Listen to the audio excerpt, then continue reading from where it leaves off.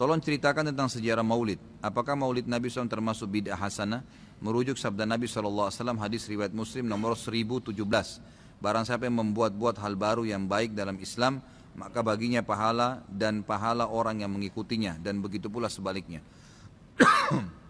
Maulid Nabi SAW adalah merayakan hari lahir Nabi SAW. Awal mulanya muncul tahun 230 Hijriah.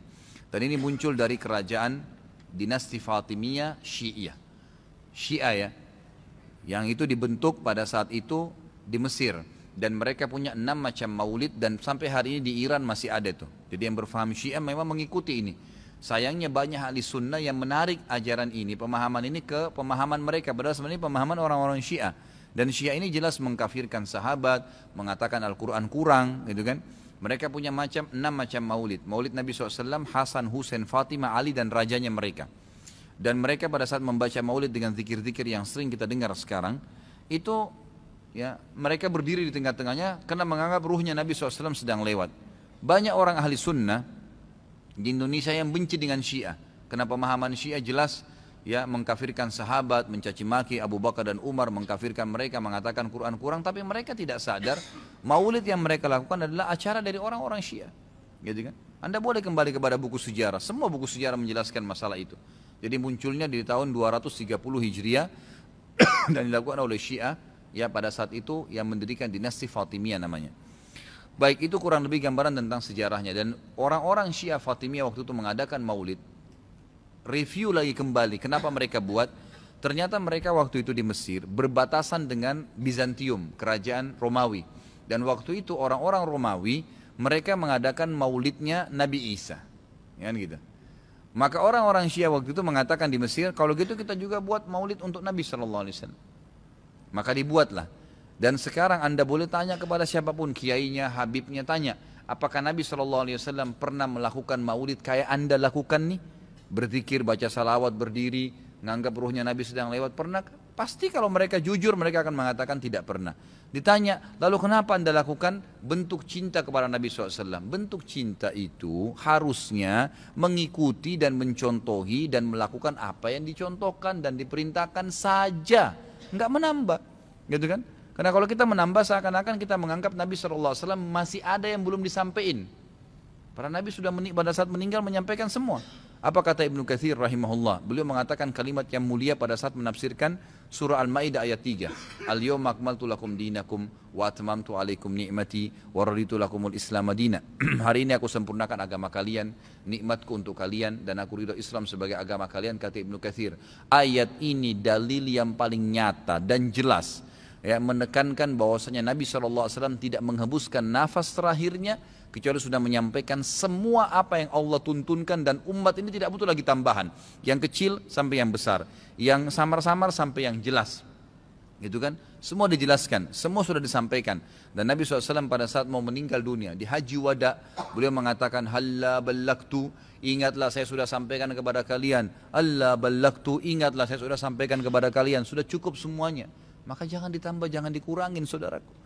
Bacalah salawat, Nabi SAW perintahin tuh, banyak perintah salawat. Baca 10 kali pagi, 10 kali sore, zikir pagi sore. Boleh juga dijadikan sebagai zikir rutin kita tiap hari. Nabi SAW perintahkan untuk baca salawat, gitu kan. Dianjurkan untuk membaca. Di hari Jumat disuruh memperbanyak salawat untuk Nabi SAW.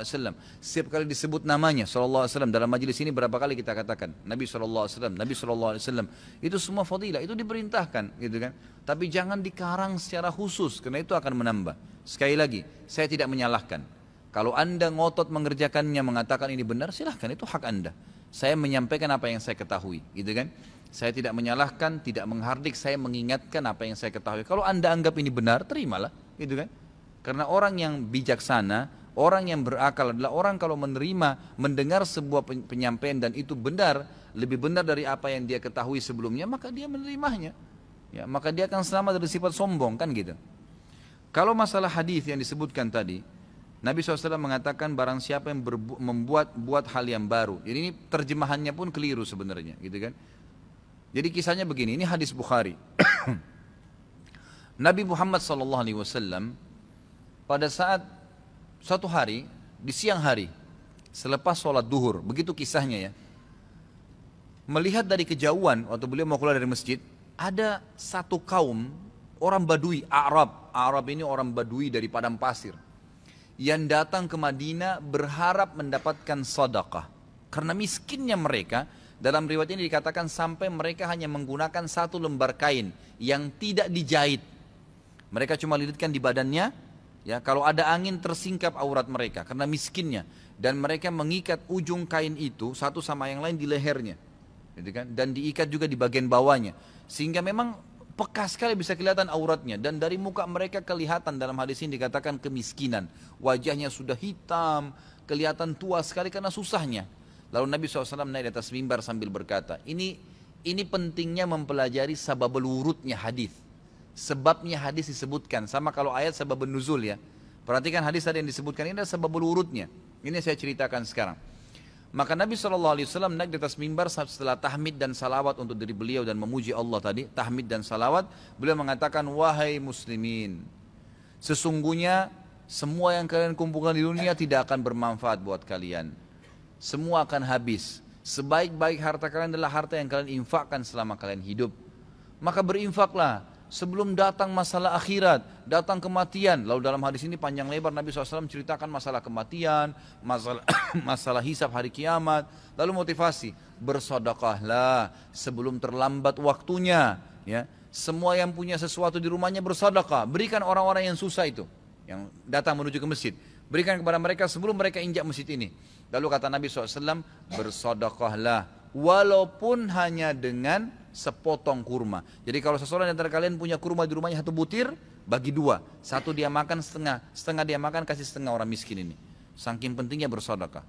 Waktu itu, ikhwan dan akhwat sekalian, sahabat termotivasi, ada yang menangis. Ada satu orang, sahabat berdiri. Lalu dia mengeluarkan semua yang dia miliki di kantongnya. Ya Rasulullah, ini saya sedekahkan. Dengan melihat orang itu melakukan, sahabat di masjid rame-rame melakukannya. Pada keluarin semua hartanya. Apa kata Nabi SAW? Siapa yang menunjukkan perbuatan baik dalam Islam, yang memulai. Kenapa? Karena tadi ini orang memulai kasih. Maka dia akan mendapatkan pahala orang yang melakukannya tanpa dikurangi sedikit pun dari pahala orang yang melakukannya. Jadi kalau kita ajak orang ke masjid atau kita ajak orang bersedekah, lalu dia dapat pahala nih, 10 pahala misalnya karena sholat atau karena sedekah.